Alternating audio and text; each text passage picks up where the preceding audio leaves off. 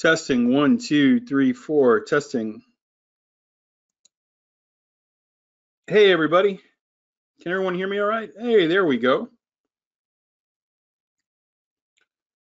To be or not to be heard? That is the question. Wuzzies! George, good to see you. Good afternoon, everybody. Greetings from spring break here in the Outer Banks of North Carolina, where everyone wears a mask and nobody's really sure what's going on. So it's a pleasure to have you here today. I want to thank you for hanging out with us. My name is Michael. I am the president of Back to the Future Trading and your host for this afternoon's description of a revolutionary piece of software for futures, forex, and equities traders looking to increase their edge, statistically speaking, in the market. We have a unique offering today that I want to review with you and also encourage you to be as interactive as you can be, where the majority of questions that come in, I'll be happy to answer them and or work with examples. For those of you that don't own our software yet, I will be happy to answer every question that you have and show you examples of markets that maybe I didn't include in this week's information. We are very unique. I have no PowerPoint today, and I think it's actually going to be a better webinar as a result. Traditionally, traders have limited choices. And they're generally forced to use lagging indicators. And so lagging indicators basically are tools that are measuring essentially what just happened. And so in that category, you can have support and resistance, you can have volume, you can have order flow analysis, you can have any kind of oscillators, fill in the blank.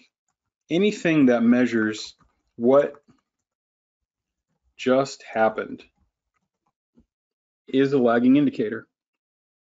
And so we find, having spoken with now in our 11th year of business this past May, celebrating our 11-year anniversary, providing tools to investors and day traders, we discovered that if 90% of people that are trading are losing money, and 90% of people that are losing money are using lagging indicators, or following someone in a trade room that was doing the same accordingly, that we wanted to develop tools that were different for the 5 to 10% of people that were making money.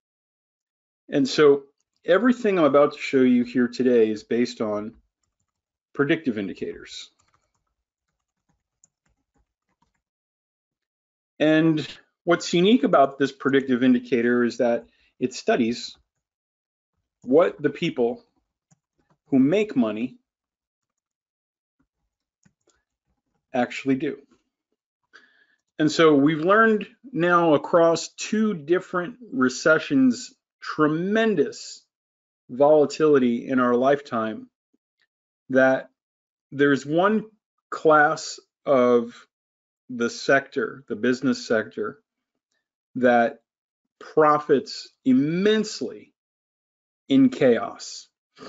You might even say that they're responsible for the volatility. Do you know who I'm speaking about? Do you know who we're talking about today? Who seems to come on top no matter how bad things are? Where can you get a job and seemingly no matter how bad it gets, you get a bonus at the end of the year and seemingly defy gravity when everything is falling around us? That's right, Raj. The banks. And so we started to wonder, are there any predictive patterns? Are there any behavior patterns that we can study in the historical data? And that's what this webinar is about here today. So traditionally, just to give you a sense of what we're going to do today, traditionally we've been tracking daily charts for the pound dollar, Tesla, as well as the E-mini S&P, which tracks the spider, or the S&P same times large moves. We're going to look at what the software is warning us about in terms of impending behavior patterns or patterns that we're in the midst of. Then we're going to speak about the forecasts that I supplied on Wednesday AM for Wednesday and Thursday. We're also going to apply one of two simple rules or setups to see what would happen if we traded with those times. And then at the end of that, Raj, we're actually going to measure and see, can we make money using predictive times gathered from the historical data of the markets that you trade? And so let's talk a little bit about what I mean by that. We're discussing something called data mining. So data mining basically, and then we're going to go right into the charts, but I want to make sure we're all on the same page. When it comes to data mining with predictive indicators, Raj, we're actually telling the computer, or in this case, the software that is driving the indicator, we're telling it that we're very interested in the times that these moves have occurred historically. We're teaching the indicator to pay attention to the times where the moves continue to occur lately. Let me just say that again. We want to know if there are any times banks cheat consistently lately. Does everybody understand what I mean by that? So say, for example, the computer discovers, for whatever reason, that 946, let's say in the data we see 946, we see 952, we see 945, and then we see 951. Over the last 4 days, Raj, imagine every time the computer got near that pivot point, the indicator, the software discovered that banks pushed prices higher until around 10:11. Do you see what I mean by data mining? The computer is in essence, the software is in essence going back historically and seeing patterns that we can't see with the naked eye. So imagine again that it's focused on that signal. And then Raj, we start to get more and more hits right around this time, right? Raj, if we knew that, if we discovered that pattern is emerging from the data, if you knew that that time had significance, tomorrow, what would you start to do around 9:46? What would you start to look for around 9:46 tomorrow? If we had discovered that there was one time that lately, over and over again, was tending to drive prices higher for a known window of time. Joe, does that make sense? Ranulph, does that make sense? Tamara, Tim?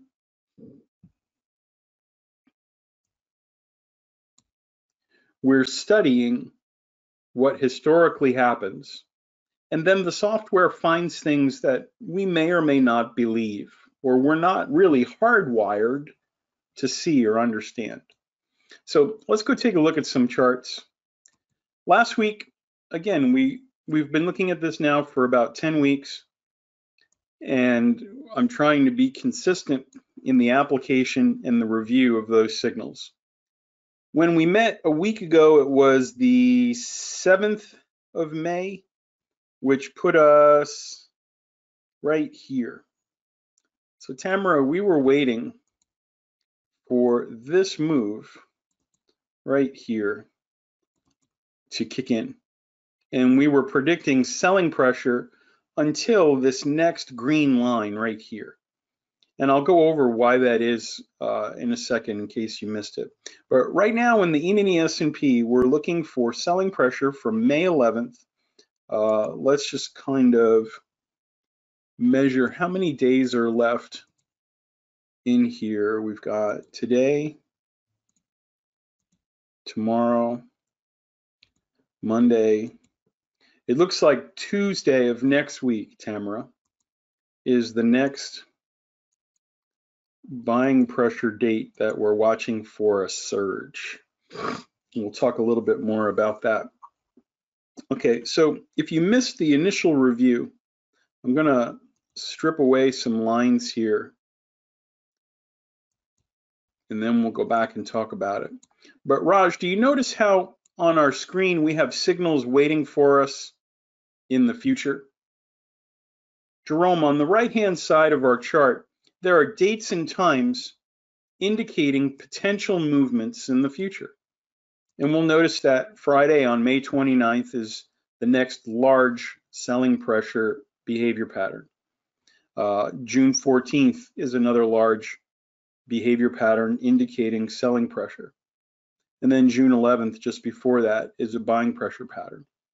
Well, all of these signals in the past were times, Tamara, that we were waiting for movements to occur. So I'll put those vertical lines there to help me remember what was actually guessed before we go further. Okay. Now, when we have a large distance between time signals, those people who've been studying time for a while, including men like W.D. Gann, have noted that there's an important number when it comes to time cycles. Anybody know what number that is? What number seems to be pretty important when it comes to time? That's right, the number 3. Those of you that study such things know that Nikola Tesla stayed in various hotels in New York, and he discovered, let me see if I can find it. He discovered the following. He said, if you only knew the magnificence of 3, 6, and 9, then you would have the key to the universe. And Tesla lived the same time that Gann did, so they were following each other's work, I believe.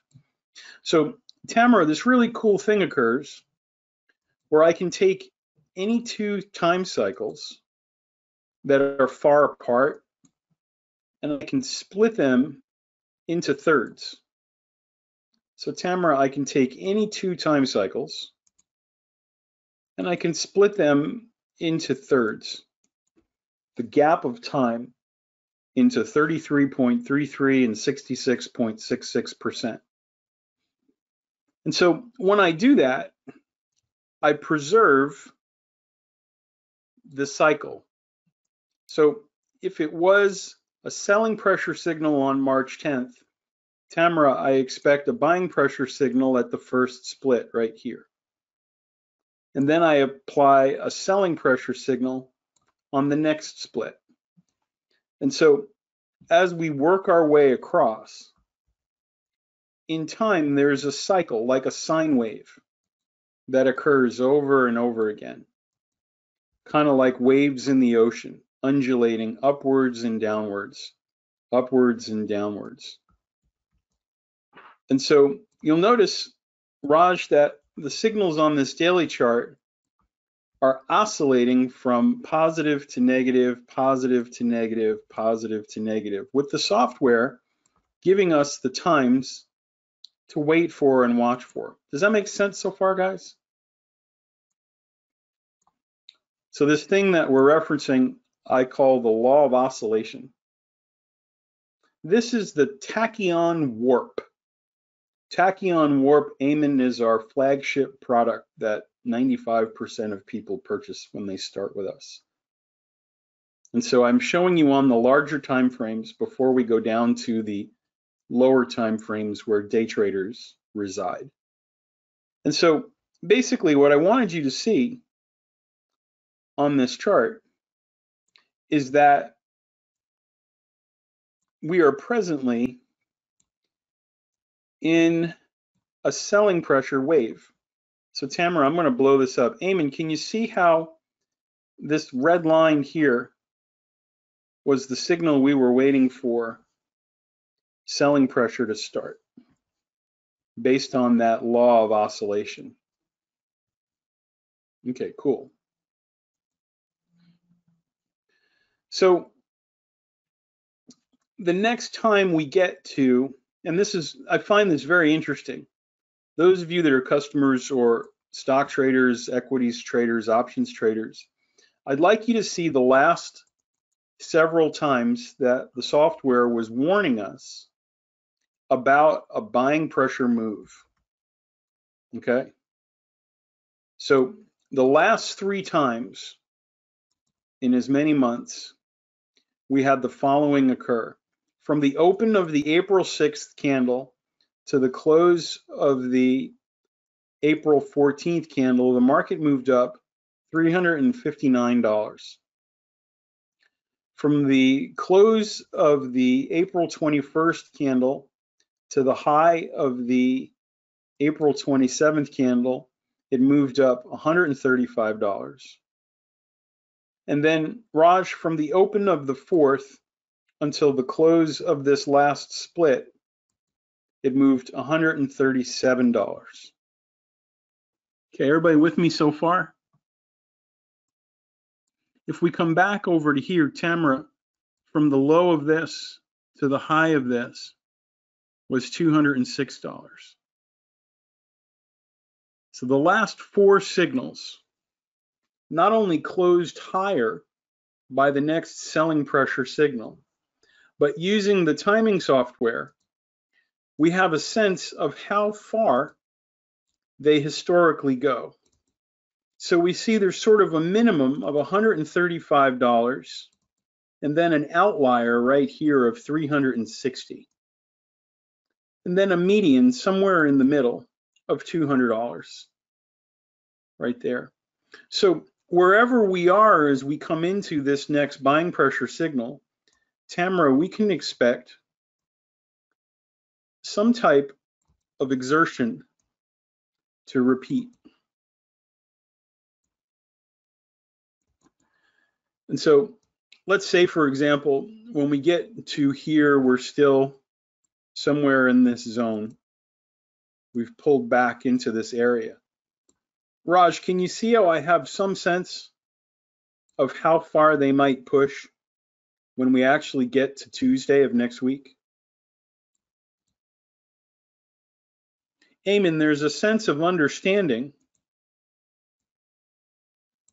that we will probably move back up into the highs and trip the stops before May 29th, especially if we're back down into the lows of this range. And so this is just one example of a chart that we're tracking week to week with an understanding of why markets are moving up or moving down. Banks are in essence referencing a behavior pattern here that goes that uses the following days. So we've got 10 years of data loaded on this chart. And Jerry, I'm looking back 45 days, 91 days, and 182 days. Yes, Timothy, there's always a recording available. And so these times that are projecting forward into the future, Friday, May 9th, Thursday, June 11th, they'll be here when we come back and analyze this in the future. And so you'll have had an advanced warning as to why these moves are occurring, when they're occurring, and how large they are. Again, lagging indicators, gurus and trade rooms can't really provide that inside of their lagging or discretionary bubble. Those of you that look at currency pairs will be happy to know that we can apply the same techniques to these markets as well. And so while the pound dollar bears a strong resemblance to the S&P chart that we're watching, you'll notice that there's more weakness on this chart than there was previously. And so we did have, let me lock this in right here. We did have a prediction Wednesday, May 6th, right before last week's webinar of buying pressure. But Tim, do you notice how we came back and kept coming back to this price, the closing price of that day? So the market closed, and then we came back to it, back to it, back to it, back to it. And now we're past the point of the 14th. And so when the buying pressure was available, when the behavior pattern kicked in on the 6th, Brentley, you'll notice that we didn't go very far. Brian, you'll notice that they didn't really move up, did they? No, not at all. And so now coming into the 14th, I have this understanding or this expectation that maybe this is where the hammer is going to drop. Maybe this is where the hammer is going to drop. Because when the banks had an opportunity to purchase into the sterling, they didn't. They sort of bode their time and let things roll along and then dropped it back down into an even lower low. And so we're watching now for selling pressure between May 14th and Sunday night, Sunday morning, when the market opens rather at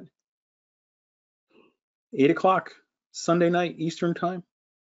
That's when we're looking for the next push up into June 2nd. And so looking sort of in totality, we're paying attention to these signals, Timothy, because of what has happened at the past times. When we're locked into a behavior pattern that's predictive, we have insight into what the banks are planning. We have an understanding based on the behavior pattern they're following, what the next step of the dance is. You guys remember the Arthur Murray School of Dance? How many of you are old enough to remember the name Arthur Murray? Do you remember those things they used to put on the floor?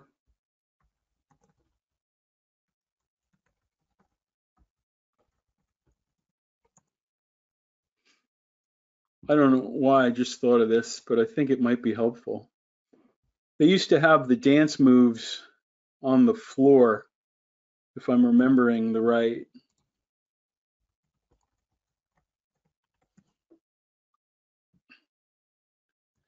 right school. And they would tell you, there we go, they would tell you where to put your feet, the footsteps. And so that's a good example. And so what this webinar is trying to do, and what I'm hoping that you'll see by the time we're finished, is that we know if this is move 1, when move 2 is coming. And once we know where move 2 is coming, then we know when move 3 is coming. And we have an understanding of where that person will be 5 beats from now. They start out here, 1, 2, cha-cha-cha, and then here. And then once they're here, they move left, 3, 4, cha-cha-cha. The software using data mining is analyzing the markets the same way we're analyzing this dance move. We're understanding when the banks will move to the left or the right, in this case, up or down, in the future. One of my favorite charts to analyze using data mining is probably one of the most controversial stocks, I think, in recent memory.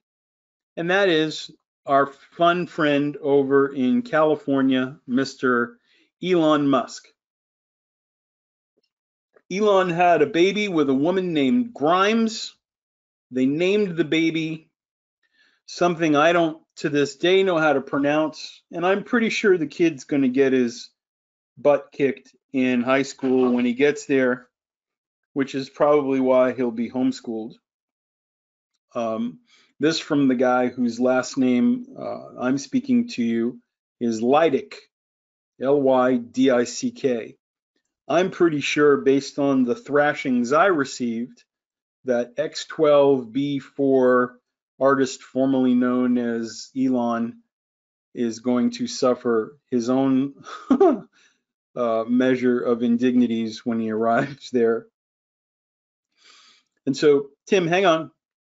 When we left last week, we were watching for buying pressure into Monday, the 18th of next week. So I'm still expecting buying pressure in Tesla. Now, one of the things I've noticed in this heavily manipulated stock, where Elon says that the company's price is too high, that was my favorite. And now he's selling all of his possessions so he can focus on going to Mars. I think he uses Twitter like Trump uses Twitter. And I think there are people who know when he's about to tweet something in the future. And I don't understand how he's not been thrown off the board for market manipulation. But in any sense, or in any case, we have an understanding of what is likely to occur on the 18th. Okay, so buying pressure, if we had purchased or acquired a call for options trading on the 1st, we've had a maximum movement of $142 since then. As a matter of fact, if we go back and measure how far the bank has pushed each time there was a buying pressure signal, you'll start to get a sense that they move somewhere in the $120 to $130 movement minimally at those dates, going all the way back to January 3rd. $104, $260, $130, $120, $220, $140. And so we start to see, Tim, there's sort of a minimum movement when we arrive at these buying pressure times, somewhere in the 120 to 130 mark. So if we stretch out the chart, we see those next times are May 27th and May 31st. May 27th and May 31st. We can also take a look for a buying pressure signal halfway between these two blue dots when we get there. So not quite yet. Now we're just exiting out. My guess is, based on how markets are manipulated, he'll say something stupid. They'll run through the price at 870. They'll announce some magical cure for batteries, or he's decided not to go to Mars and he's going to stay here and be amazing. They'll pop the stop at 870 between now and Monday, or maybe in Monday's trading they'll come up, hit it, and then they'll begin to drop down. So be aware, if you're trading Tesla or other markets, watch for a stop run through this swing high or through this swing high. It is not a breakout into higher highs and higher highs. It is someone or somebody trapping traders in a long position just before they drop it down.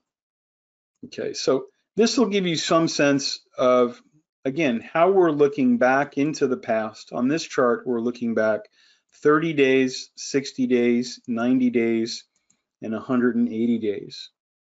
Jerry, you remember how I said Tesla thought the number 3, 6, and 9 was very important?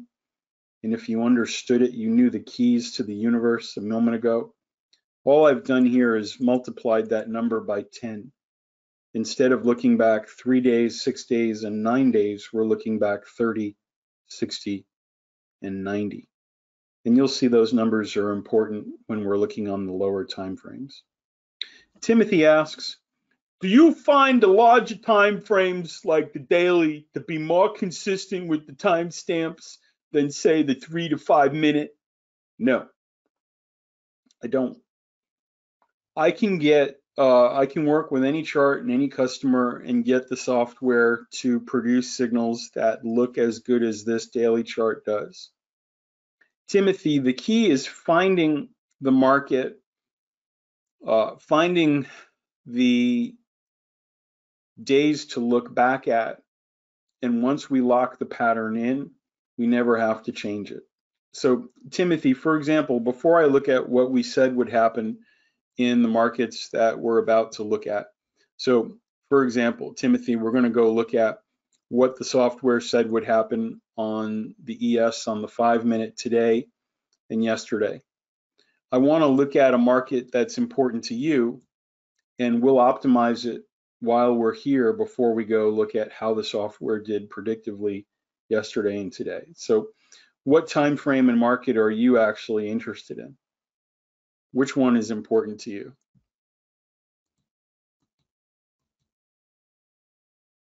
CL. On what time frame? How small do you go? A 3 or a 5? You want to look at a 5? A 1 to 3. All right. So let's open. We'll actually take one of the charts. And I've got YM here, GC. So we'll load CL 0720.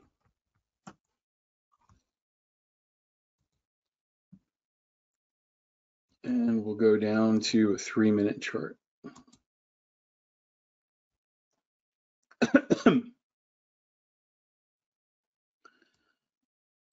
Okay, so I'll pull this in together.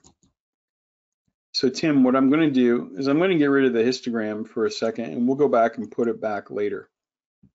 So for now, let's go back and try to duplicate what we did on the higher time frame down here on the lower time frame. So I'm going to pull up a 3, a 6, and a 9-day look back on CL. So the software is looking back 3 days, 6 days, and 9 days. And so when I pull that out, there's from the open until today, until the close today. So right here, those timestamps are a little small. I'm going to make them bigger so you can see it. But do you see what I did there? Font size, there we go.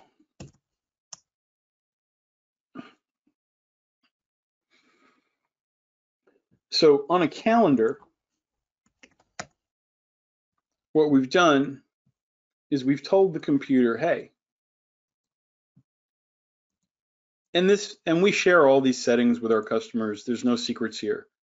It actually is kind of fun to give you the best settings for the market you trade, because I get these really awesome testimonials.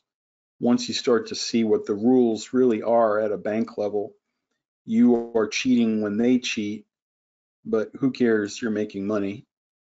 So Tim, what we've asked the computer to do, today is Thursday. We've said, hey, I want you to go back 1, 2, 3 days, 4, 5, 6 days, 7, 8, 9 days. Now, for some reason, these days are important. The market is on a 3-day cycle. And so what it's done is it said, I'm going to look at all the important times here, here, and here. And then once this day is closed, Tim, I'm going to extrapolate all those behavior patterns to here. So for tomorrow, which days is it going to reference, Tim? It's going to reference this day, and this day, right? For tomorrow. And we're always looking with that 3-day lag. So we'll always have the times for the next 3 days. And so when we had those times for today, the way I teach customers to trade with it, Tim, is to look for the signals in the direction of the trend.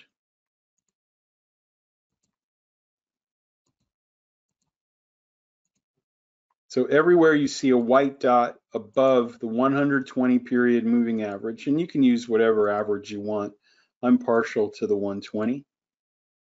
But Tim, those were the times that I was watching to see the market go on fire. Does that make sense?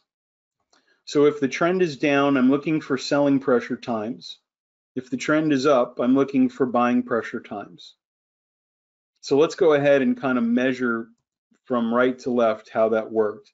At 357, we were waiting for the market to go higher until 421. That's a 22 tick move. From 257 until 333, it finished flat. From 218 until the close of the 227 signal, it was 45. The prior window was 30 ticks.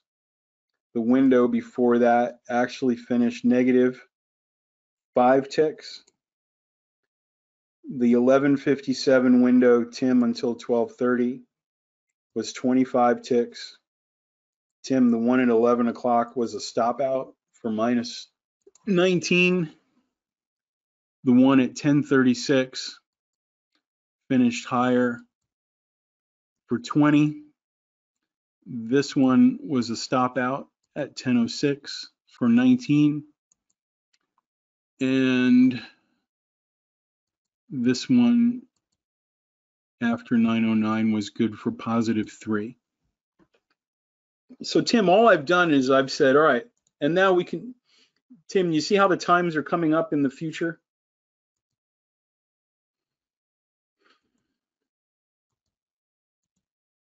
I've told the software I only want to see the next 5, but I can come in here and have more of them. So right up here, it says future signals displayed. I can make that 50. And now using that 3, 6, 9-day look back in crude, just like we were using the 30, 60, 90-day look back in Tesla, this program is going back now across about 4,500 bars of data. And Tim, it's like a hound dog.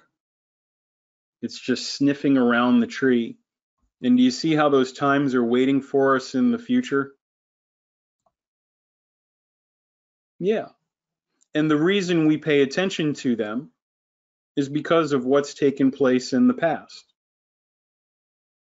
So it's not a matter of which time frame is more accurate or less accurate. That's a very common misconception. The question is really focused on where do I look? Where do I look? So in the software, let me show you this real quick.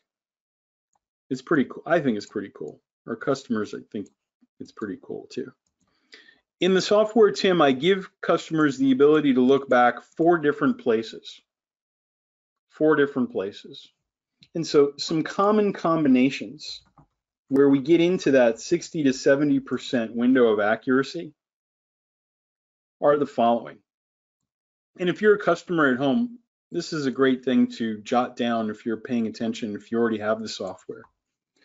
So we have day 1, day 2, day 3, day 4.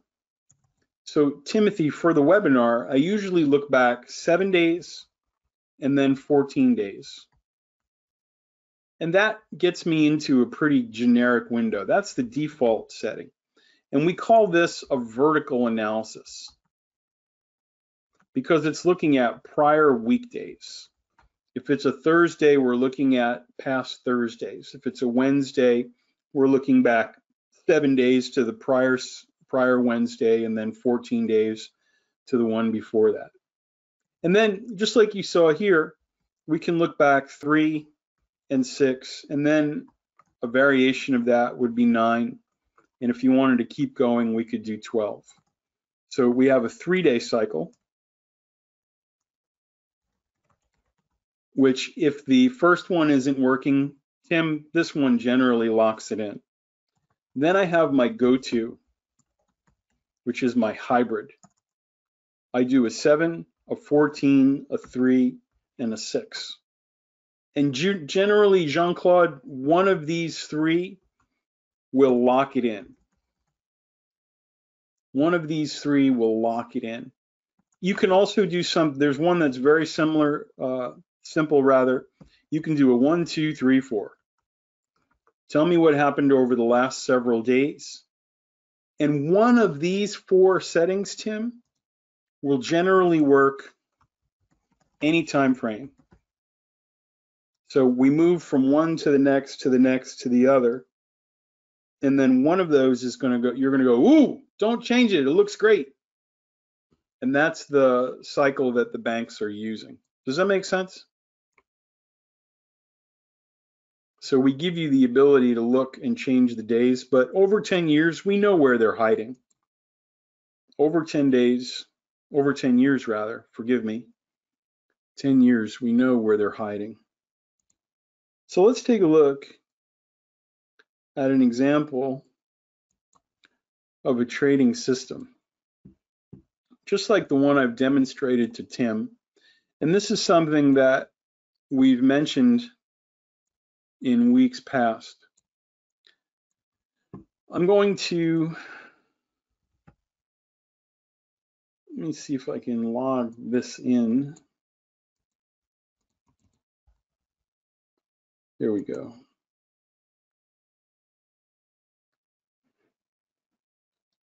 Let's see if this was the one. So 2 days ago, Tim, for example, I sent out a link. How do you specify the looks great setting? George, when you see it and the blue dots are at the highs and the white dots are at the low. And you can also use the scorecard module to really hone it in like we're going to do with Aurora. But generally, if you just left it at 714, you're in the ballpark. You're way more consistent than you were without it anyway. So Tamara, 2 days ago, I sent an email out, actually Wednesday morning yesterday, and it had the forecasts for the E-mini S&P, which is one of the more popular markets that we're analyzing, okay? Can everyone see here where it says 9:20, 10:50, 1 o'clock? Okay, I sent the email out. You can almost see that dotted white line is where the software was at that point when I sent the email out. So everything to the right of that white line was a prediction at that point. So what I want you to see is that we had that available for today and yesterday. So we had it for yesterday, and then we had it again for today, okay? And so when we come back and look at what took place, we have this information. Now, information is not a setup. Information is not a setup. It's not an entry or an exit. It's just information. It's raw. And while many customers will build a trading system based on that raw information, we provide one as sort of a challenge to ourselves each week to see, are these times profitable? Are they useful? Will they make more money than they lose if constrained by a rules-based mechanical system? And so I linked to a video on that page that says 2 trading setups based completely on time. Now, we've already had an introduction to that because of Tim's question. And so, Tim, do you remember how I said when the market is moving down, we're looking for selling pressure signals, right? And so the way the system works, or the setup that I teach works, is essentially the following. When we arrive at that time, we have a fixed stop, and then, Tim, we're going to hold it until the opposite counter trend signal. We're going to hold the trade until the opposite counter trend signal. See, what do these times represent? They're not black box guesses that the software pulls out of its virtual rear end. These times that are on this chart, 10:50, 9:20, 1 o'clock. Tamara, the reason that they're there is because they came up in the audit that the software performed on these markets. Tim, the only reason these times came up is because, looking back 7 days, 14 days, Bert, they consistently pop up on the radar. Iman, does that make sense? So I didn't sit here with a list and throw darts at the wall or consult the ghost of Elvis. The code, approximately 12,000 lines of it, sifted through 2 weeks worth of historical data and came back and said, hey, 920 is a big deal. 1050 is a big deal. You should pay attention. Okay. So are there volume spikes usually at those times in the past? Well, Timothy, think about what those times represent, right? So when the software is doing the analysis, that's a great question, by the way. So Tim, say 920 was a selling pressure time, which it is here, and it came up. It means over the last 2 weeks, when we got to that time, it did this, right? So Tim, was there a lot of volume, do you think, in that pivot historically? How much volume would it take in the ES to reverse the entire market and drive it down? A lot. And so what you'll find is that now your lagging indicators will show up at these times that were predictive. So Tim, when we get to these times in the future, our customers are watching volume. They're watching order flow analysis or delta. They're watching support and resistance levels. They're watching candle patterns. So Tim, at 920, me personally, I would expect to see a candle that looks like this. Does that make sense? I would expect to see that kind of a candle. And we have customers that will look for setups based on that near those times. So to keep it simple and to keep me honest, Tim, I provide the rules to the setup before we get to the webinar to see if we could apply those rules proactively into the future. So think about the experiment before we start. I give the setup in advance. I give the dot offset or the stop in advance. I give the times that those signals will be applied in advance for not one, but 2 different days. Tim, if there was a most likely to shove his own foot in his mouth award, am I likely to receive it based on this experiment, which seems impossible, right? All right, guys, let's sit back and watch this idiot make a fool of himself. 2 days worth of times, a mechanical setup, and a known stop distance. Well, let's take a look and see what took place. Here on the S&P, I actually used a smaller stop. we said that we would use a 45 tick stop away from the high or low of the candle. Tim, I've cut it in just about half. So George, I have a 25 tick offset, which means that at every one of these signals, we've drawn a stop line 25 ticks away, Tim, from the high or the low of the candle, consistently. Okay, so this box, this distance is the same at each one of these signals. Does that make sense? And when we get to the trade, I'm going to put my stop just on the other side of that line, which prints at the close of the candle. Now let's go through it real quick, and then we'll look at today and yesterday. So 8:15 yesterday, there's a small pivot here, but not enough to sustain. And then Tim, I hit the stop for a minus $7.50 move. And you could use these times on the micro as well. So if you don't want to trade a full size lot, you could use the micro S&P as well. 9:20, Tim, the software found a behavior pattern that lasted until when?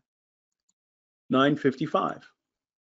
And so Tim, using that system from the email that I sent out in advance, we're short from 9:20 until 9:55 for a $12 gain. Now, did the market go up at 9:55 the way the software had discovered it was likely to in advance? Completely leading, no lag? Yeah. But Tim, that's not part of my system. That's not part of my rules because we're below the moving average. We're just looking at one of the two setups, the most basic one, signals with trend. So what do I do at 9:55, Tim, when I get to that time? Tamara, what do I do when I get to a counter trend signal other than take profit? Nothing. Wait. But by the way, Tim, can you see the candle that we were talking about just a moment ago? You see that wick right there? Yeah, Bill, exactly. We see those same wicks kicking in near those times, don't we? It is pretty cool. So the next time we're waiting for, based on the email I sent out and the software's outputs, what the bank's behavior patterns were warning us about was this move at 10:50. So at 10:50, we know our stop, we know what direction, and we have a guide as to how many minutes we're going to wait. Larry, we teach the close of the candle, but you can set the software to display signals at the open of the candle as well. Over 12 years, no, 11 years now, 11 and a half if you count the beta testing, most customers have settled on the close of the candle. There's a countdown timer for the bar. Larry, it lets me put a limit order right on the price that I want it on. I know exactly what time and what price it is because it is predictive. And so for whatever reason, the close of the candle has worked out really well. But if you feel the open is more advantageous in your back testing for your market, especially the volatile ones, then you have the ability in the software to flip that switch. So 10:50 comes. Great question, by the way. We had one attempt, two attempts. Here's the third attempt. And so the software is warning us, Larry, this window is traditionally a time that banks reach into the vault and short the bejesus out of it. So we reach our hands into the vault and we follow the people who consistently make money.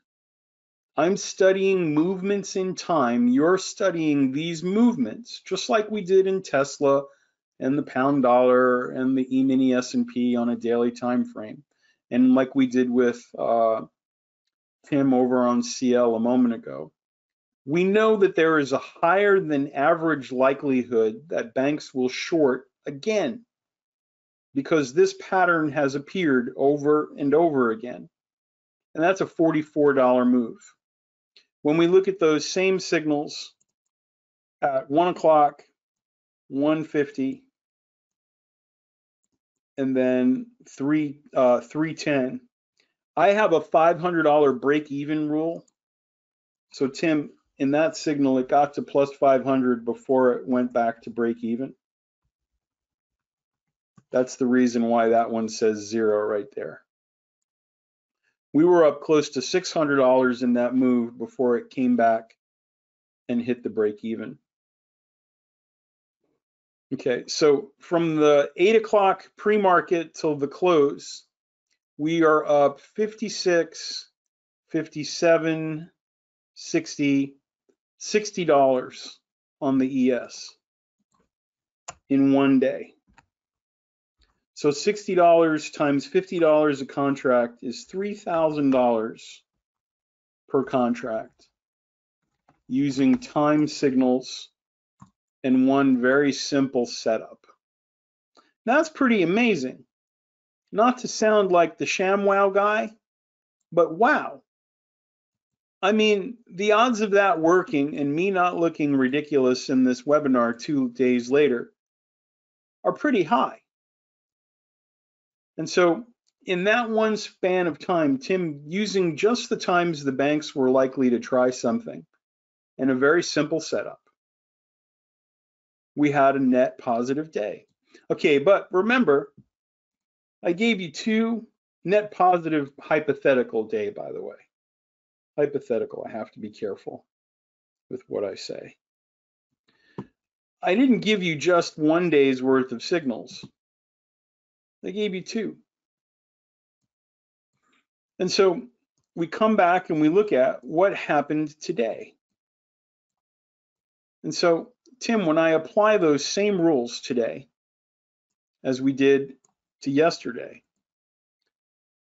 we can add those up as well. 12 plus 13 is 25, 26, 16, 9, minus 4 is 5. Let's say plus $4.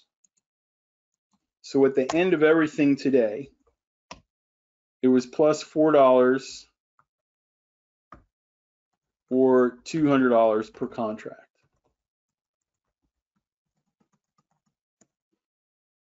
So it's $3,200 across the 2 days worth of signals using times that the software has discovered banks are basically rigging markets. They have a plan in advance, but they didn't share it with anyone. And the results aren't much different than other markets that we were tracking. For example, this is the European variant, Tim. This is the DAX, the German DAX. And do you guys notice how it's kind of doing the same thing at those times? Signal after signal, more often than not. If we're short when they're usually short and long when they're usually long, we end up, hypothetically, of course, making more money than we lose. Why? Because we're tracking the people who cheat. We're tracking the people who always make money. So for a second, let's just take a look at a few examples. JP Morgan metals traders charged with manipulating futures markets, silver, gold. Well, surely it was a one-time isolated incident. No, it's not just futures. It's the foreign exchange market too. Well, guess what? Every time they get caught, they make more money. The fine is nothing compared to the profits. It pays to manipulate markets. And you can spend hours, trust me, days looking at these examples.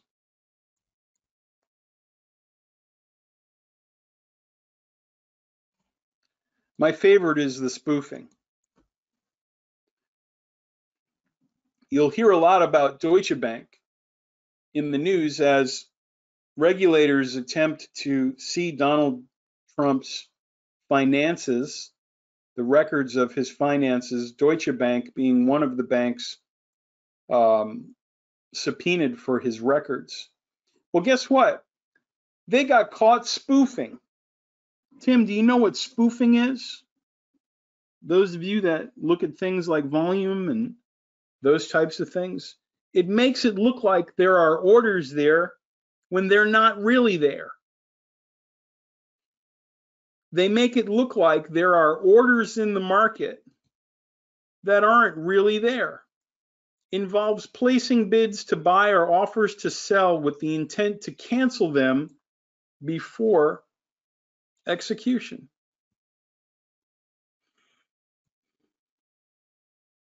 And so what we decided to do was, if you can't beat them, join them.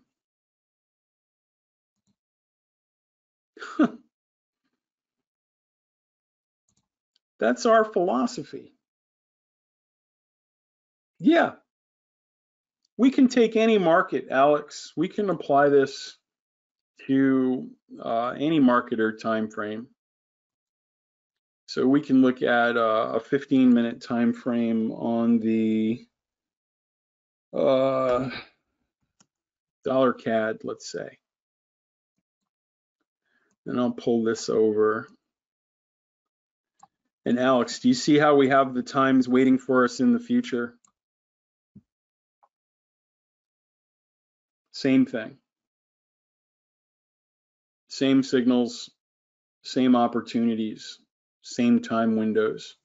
And so Alex, what this does is it gives you, I didn't change any settings on this chart, so you know I didn't manipulate it.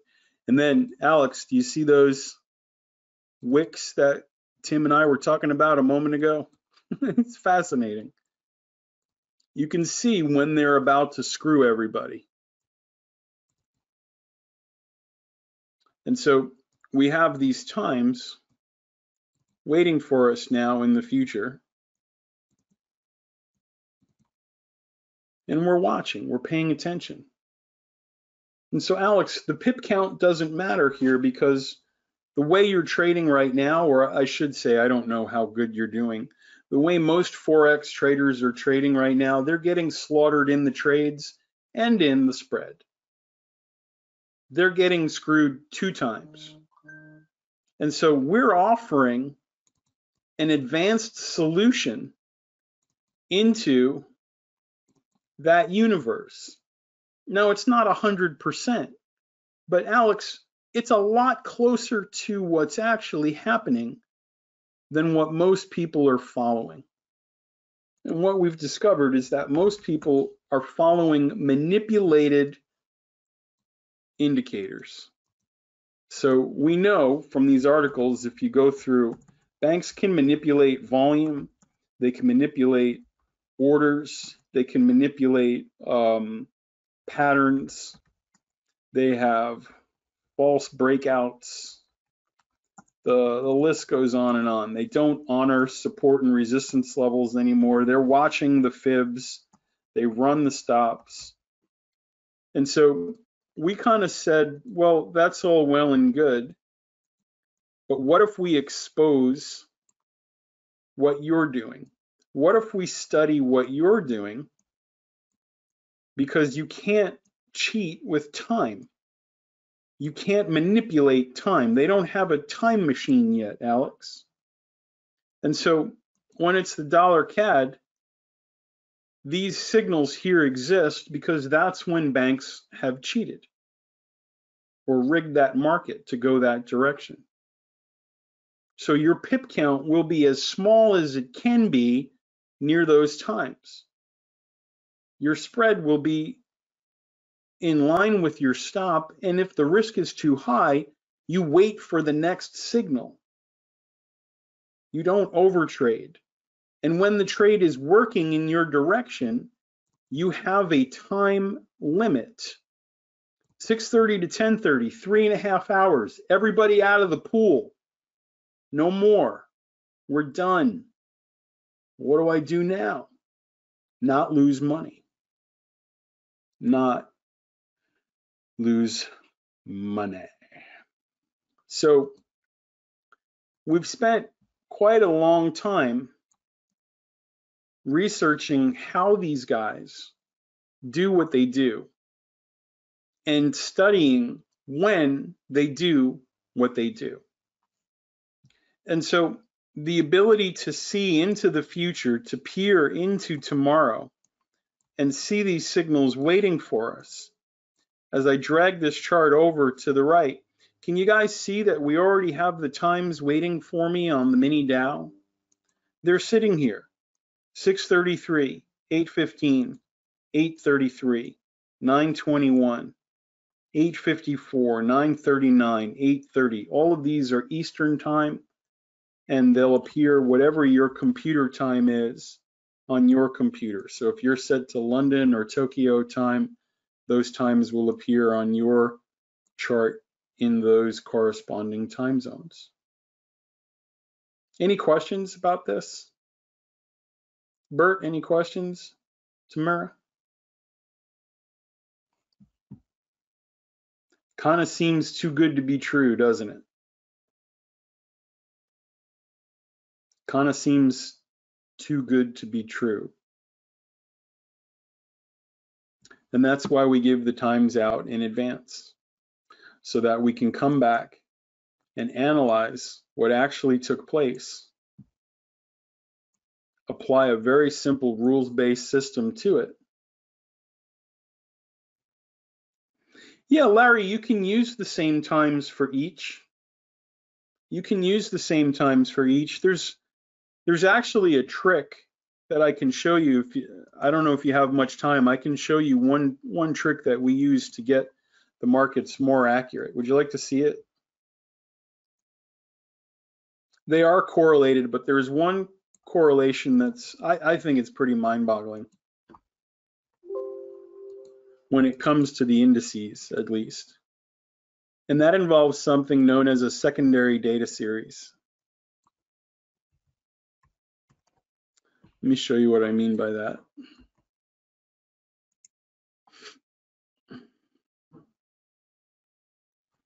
All right, so Larry, you see how my signals on the YM just got better looking? They cleaned up a lot, right?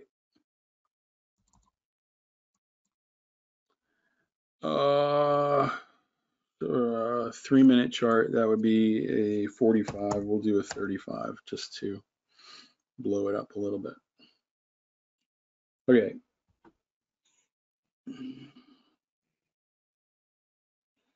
Yeah, Eamon, sure. What pair do you want to look at? I'm happy to go through it with you. It's going to be the same. It's 60 to 70. Yeah, Euro is fine. So Larry, you'll remember earlier that I gave you the times for a bunch of different markets. Well, one of those markets was crude futures on a 3-minute time frame. Okay, so you see how I gave them out for the Dow on a 3-minute and for crude on a 3-minute? Well, something surprising takes place when we look closer at the indices. Let me blow this up so you can see it. Larry, you see where it says here 1136 on the crude chart and 1103 on the crude chart? And over here it says 1136 and 1103 on the Dow chart. There's a provision in the software for me to do something known as a secondary data series analysis. And what we've discovered is that the indices respond more accurately when we overlay the times from crude or gold on top. How do I make this bigger? View, tools, file. I don't know how to make it bigger. I have an old version of it on here. But in this case, Larry, do you see where it says CL0720 right there? I've taken the times that I gave you from crude and I've put them on top of the Dow. And you'll notice, I notice it right away, that the signals are more accurate than they were when I was just looking at the native organic times from the Dow. So here are the signals with trend from crude futures on top of the Dow.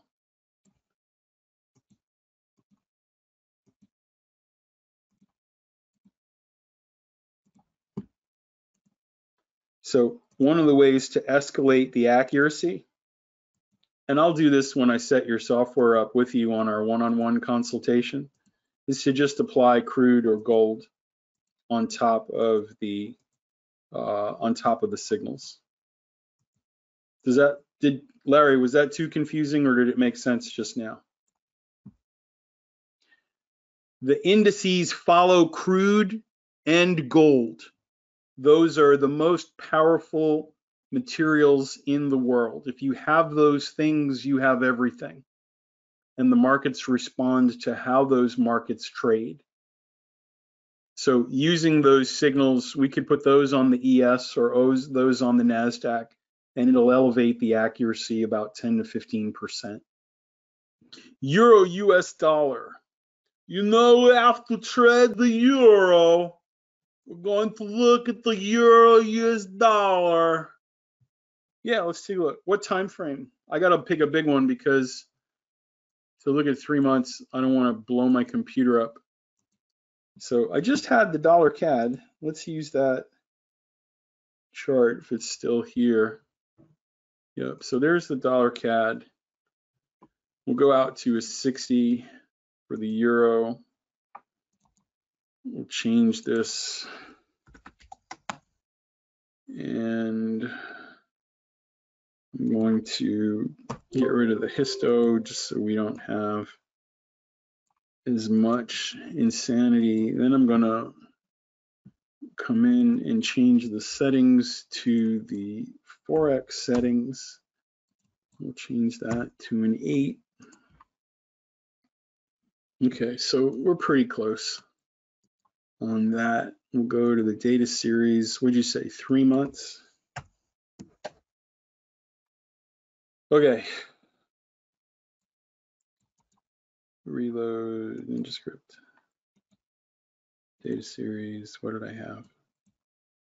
I had 30 days a second ago. There we go. So right here, I'll pull this out. Yeah, Eamon. So on here, what you should know for Forex, and I should have covered this earlier. Remember how I said what the different settings were?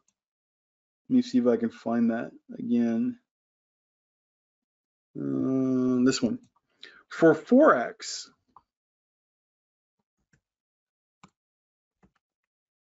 your settings are going to be 7, 14, 21, 28.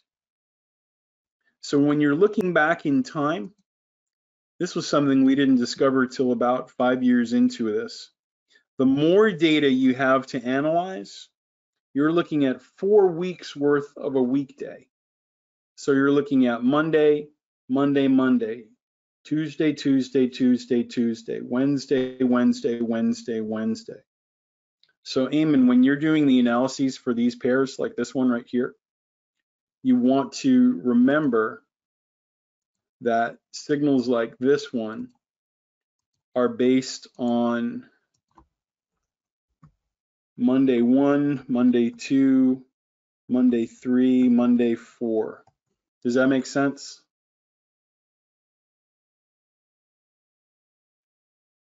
Yeah, for some reason in the currencies, these extra 2 weeks of analysis bump the what's the word, accuracy. They bump the accuracy up even higher. And so again, we have those times waiting for us in the future. So any pair that you're studying, those of you that are customers at home already, make sure when you're studying the forex pairs that you're looking at a 7, 14, 21, 28, and that's going to get you even closer to your goal.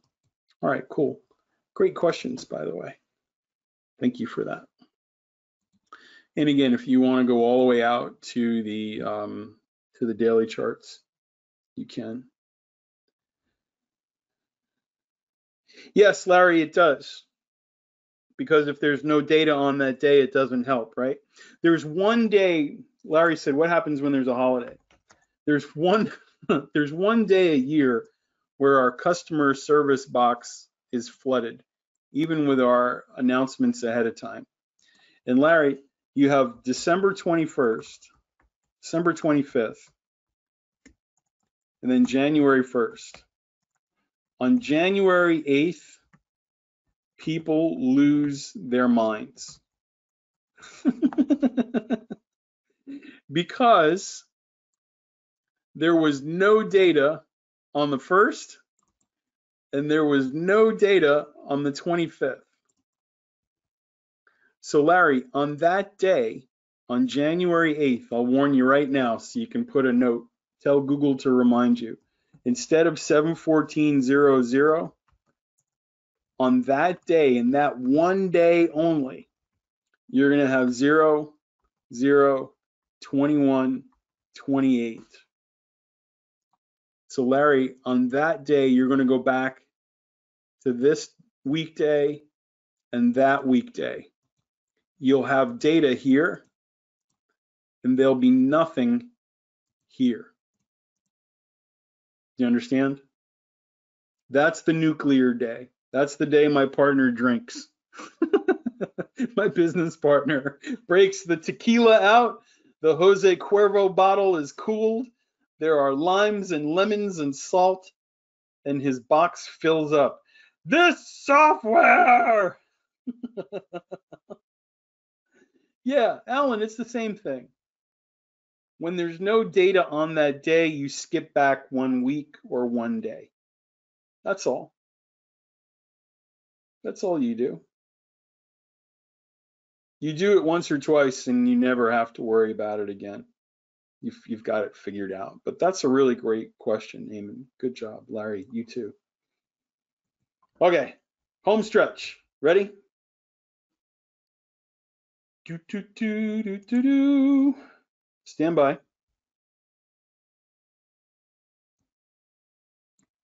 If you would like to know how to get the software for yourself, and I've overrun by about 6 minutes. Len says, can you correlate the ES with the NQ and overlay them to get more accurate signals? Yes. The worst case scenario that I've had with that, I had a customer, Len, in the beginning. This true story. Len, he overlaid the ES, the NQ, the YM, CL, the Euro currency, and the Russell on top of each other. He had the indicator applied 6 times. And he would, on a 1 minute chart, if he saw 5 out of the 6 signals appear on the same candle, that's when he traded. I'm pretty sure he's addicted to crack cocaine at this point, because how can you keep track of that many signals at once? Some of you can, and I applaud you. But he waited specifically, Len, he had a checklist. And if 5 out of the 6 kicked in, he bought it. He didn't even look at anything else. He just mashed the button and went in at market. So yeah, then there are some people who will correlate time frames. They'll do the 5, the 3, the 15. And when they see those three line up, then they'll go in there. So you can do things to increase the expectancy and decrease the frequency of signals. When we just apply a trend analysis, Len, it takes about half of the signals out of play.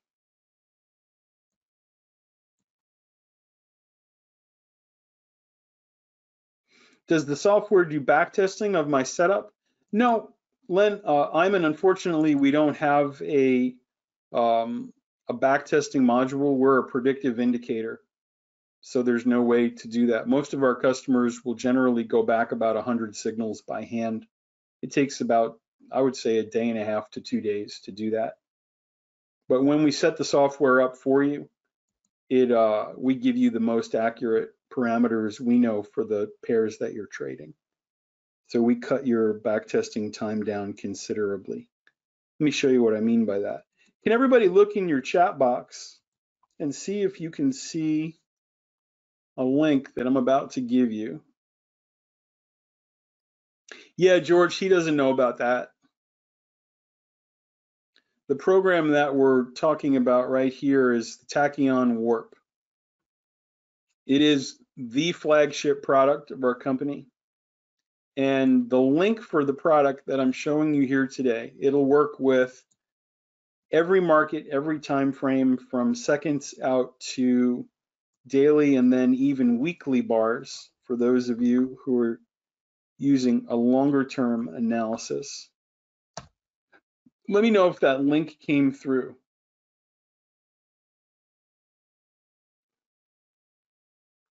Yes, Raj, the answer to your question is yes.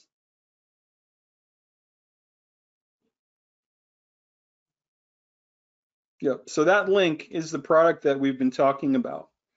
And at the very bottom of the page, we've gone kind of through all this information together. But at the very bottom of the page is an orange Buy Now button.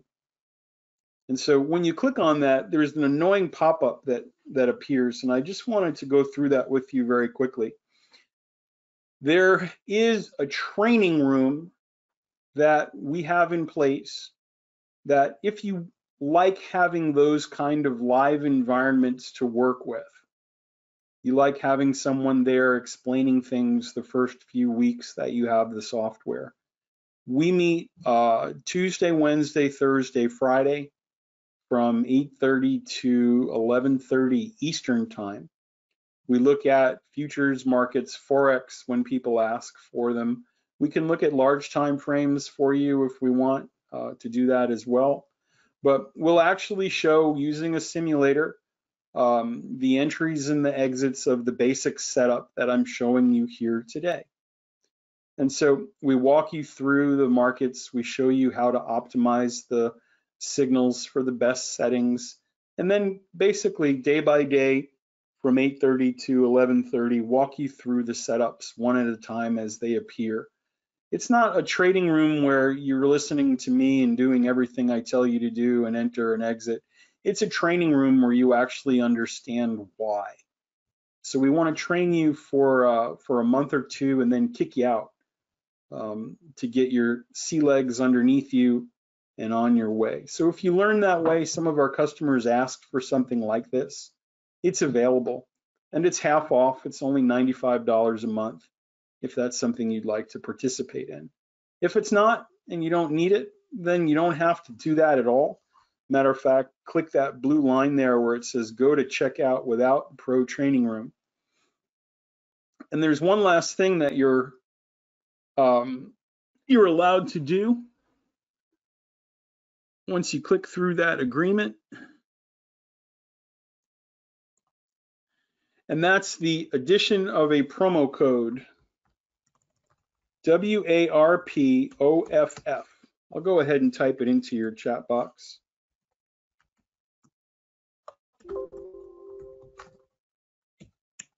WARP. Larry, unfortunately, no. We made a decision one day not to be a call room or a trading room. We want people to buy the fishing pole and then show them where to put the bait. Teach a man to fish kind of thing. but I understand why you want it. It's just actually the chance of you being more successful with the software and the training is exponentially greater if you do it the proper way. And so we've sort of learned that more people do better faster when they go through the process the way we've set it up. The promo code is WARP OFF, WARPOFF. And when you hit apply, Tim, woo, $500 disappears. Now, in addition to that promo code, there are some other things included here. And I just want to make sure you guys know what's included. Number one, this is a lifetime license. Okay, so there are no additional fees or charges after the purchase. If you change computers, by the way, you get 2 computer licenses. No additional money required. You get free installation. And so that's going to take about 45 minutes post-purchase.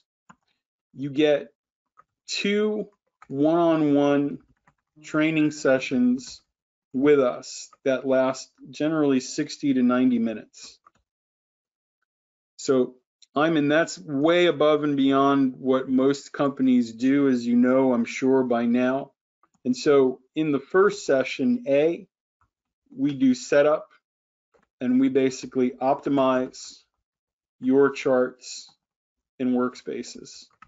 So you tell us what you trade, what markets, what time frames, and one by one we go through and give you the best settings we know based on our experience over the last 6,800 installations in the last 11 years.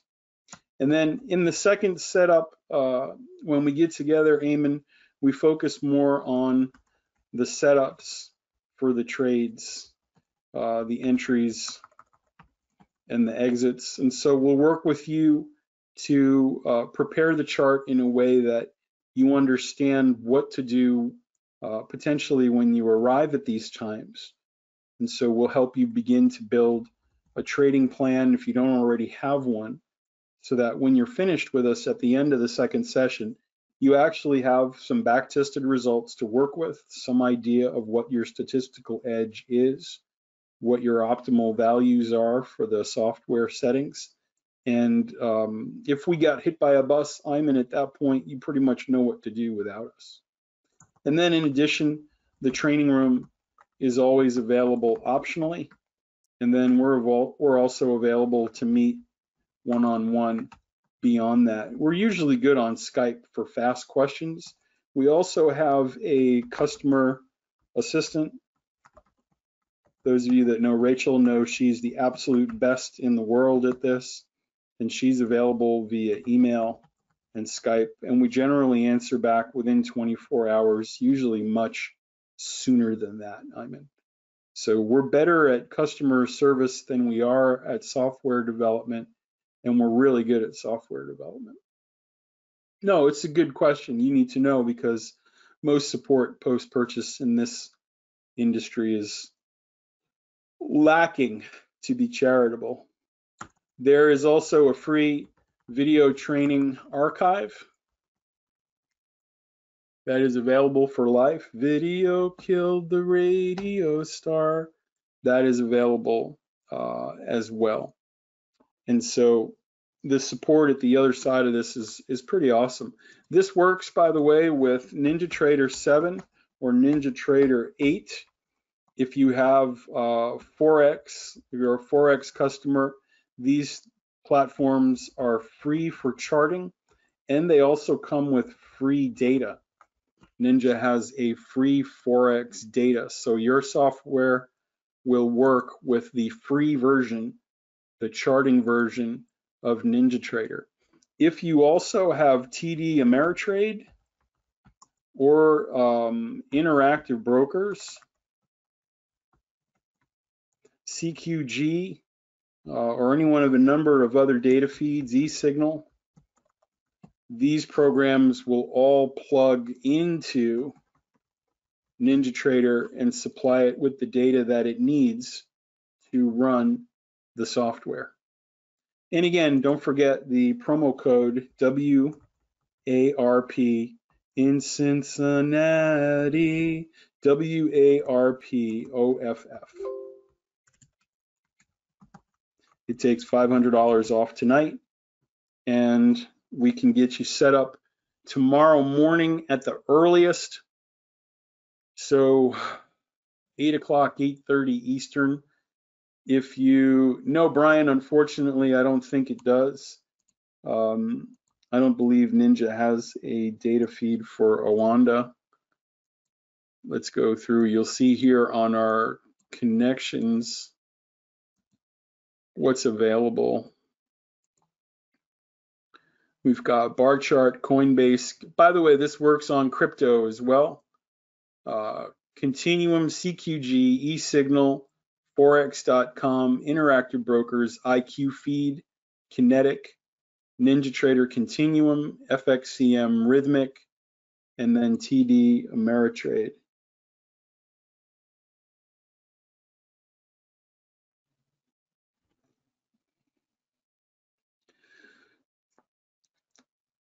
So Tim, when you review and check it, you have to click the box in the lower right-hand corner, that X. Did you try clicking the X in the lower right-hand corner?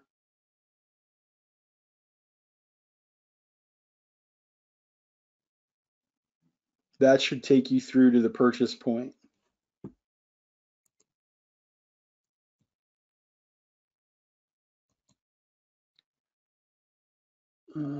So if I remove this, if I go back and I go through that process with you,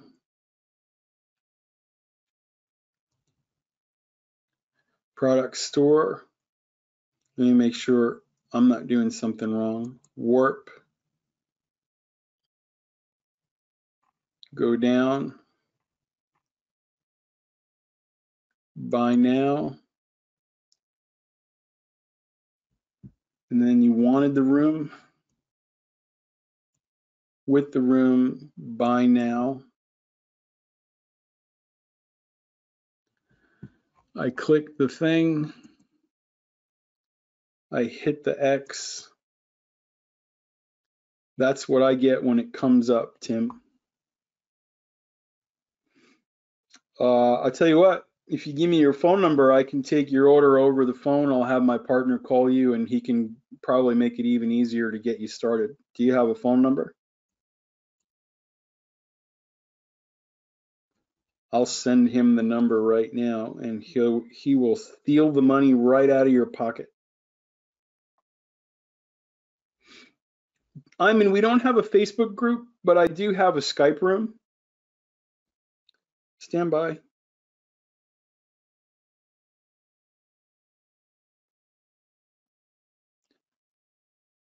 And what I'll do, Ayman, is I'll connect you via Skype to other people who are trading the market.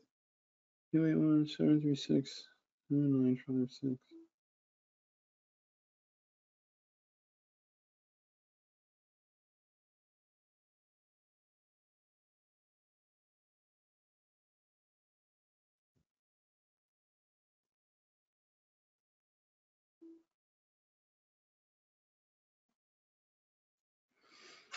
So, for example, on my computer right now, we have a group of traders in different rooms. So do you see here, I'm in where it says BTTFT Aurora support, and there are 47 participants in there.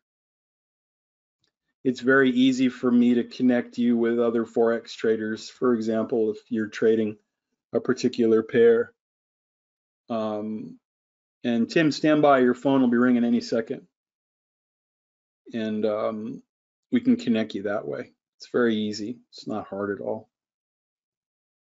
There is no Facebook group per se of users. Traders are very neat in some ways, but unusual in others, where not a lot of people like to hang out and share ideas. Generally, if you put 20 traders in a room with the same software, 2 or 3 of them are very active and the other 17 never type anything into the room. I don't know why that is. Over 10, 11 years, I haven't seen a change. I think it's a very solitary pursuit. They do type to each other. I'm in the support room, in the chat room for the training room. So you can see each other's names and each other's questions in the training room, and that's a great place for that. Yeah, Alan, we're getting ready, don't worry. Yeah, the traders are introverted. I'm glad you have the same experience, but I've tried to get people to share more, and it just doesn't seem to work out. But anyway, if you are having any difficulties or you do have any additional questions, your time is very important to me. Here's my email address. We got Tim on board. We've got a couple other people signing up. Thank you for that. Michael at backtothefuturetrading.com. My Skype is Integra. Don, those emails go out to customers who don't have the software. So because you're an existing customer, you don't get those emails because they're more of a marketing nature. And that's my mobile phone number. I'll copy this into the chat room too. That's why it's so hard to get that out to you. So there's my contact information.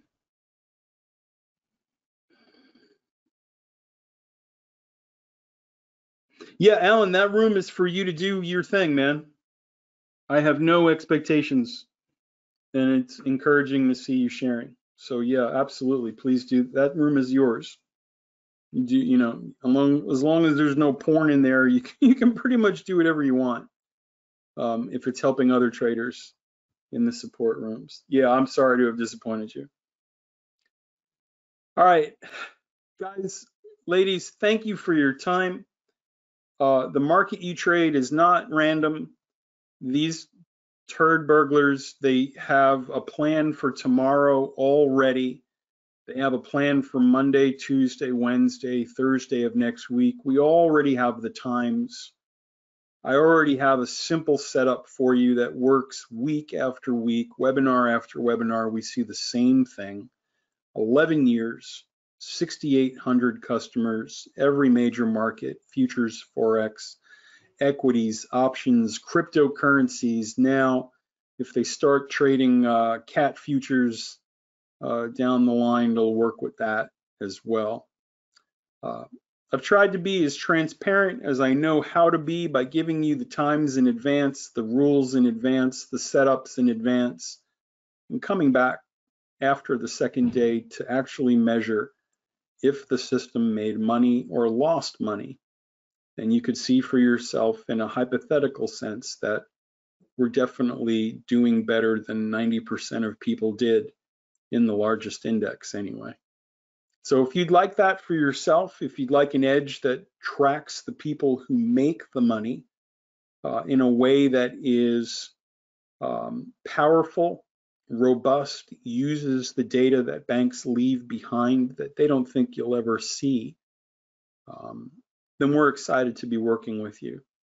We generally have customers that are at the end of their rope, have tried everything else, swore they'd never come to another webinar, have spent thousands of dollars on useless junk.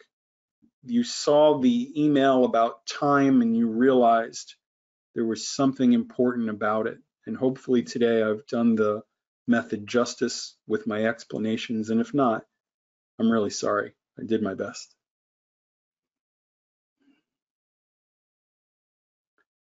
Yeah, Tim, just share that with Ron when you talk to him on the phone, and he'll explain what's going on, and maybe there's something he can fix on that. It was working on my end, but maybe there's something